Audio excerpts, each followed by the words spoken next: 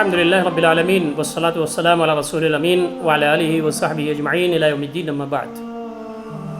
فعن ابن عباس رضي الله تعالى عنهما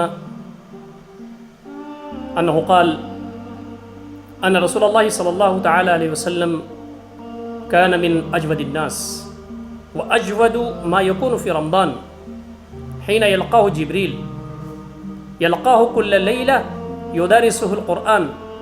فكان رسول الله صلى الله تعالى عليه وسلم حين يلقاه جبريل أجود من الريح المرسلة. رواہ احمد. محترم ناظرین کرام، السلام علیکم ورحمۃ اللہ تعالی وبرکاتہ. نبی مکرم صلی اللہ علیہ وسلم کا رمضان کیسا تھا، اس مخصوص پروگرام میں آپ کا استقبال ہے.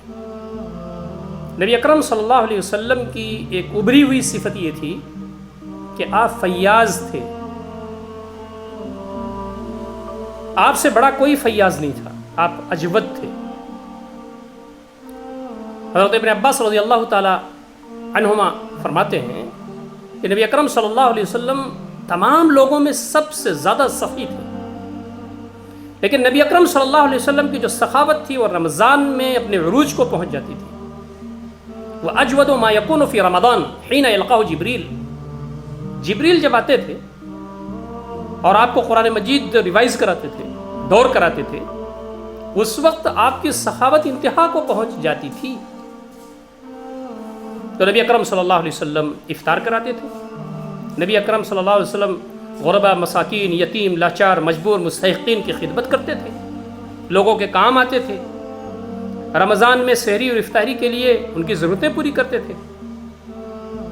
اور بات تو یہاں جا کے ختم ہو رہی ہے کہ وَكَانَ رسول اللہ صلی اللہ علیہ وسلم حین یلقاہ جبریل اجود من الريح المرسلہ.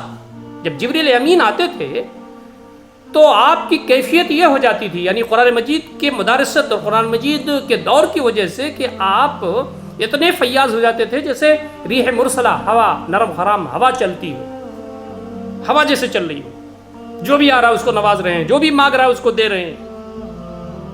اس میں ایک بڑے نکتے کی بات یہ ہے کہ نبی اکرم صلی اللہ علیہ وسلم کا جو جود و سخا تھا، آپ کی جو فیاضی تھی، وہ عروج کو پہنچتی تھی جب قرآن کا دور کرتے تھے. یعنی سخاوت کا تعلق قرآن مجید سے بہت مضبوط ہے.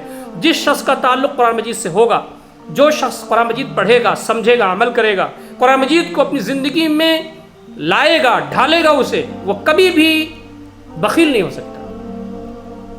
جو شخص بخیل ہے، اس کا مطلب یہ ہے کہ قرآن مجید سے اس کا تعلق کمزور ہے. قرآن مجید سے تعلق کو مضبوط کیجئے، اس کا نتیجہ یہ ہوگا کہ ہمارے اندر فیاضی آئے گی، سخاوت آئے گی. تو سخاوت کا تعلق بہت گہرا ہے قرآن مجید سے، ربط اور تعلق اور اس سے شوق سے. اللہ تعالیٰ سے دعا ہے کہ بار الہ نبی اکرم صلی اللہ علیہ وسلم کے جو معمولات تھے، آپ کی جو زندگی تھی، ہم تمام کو ان ساری چیزوں کو اپنی زندگی میں لانے کی اللہ تعالیٰ ہم تمام کو توفیق عنایت فرمائے. وآخر دعوانا ان الحمد للہ رب العالمین.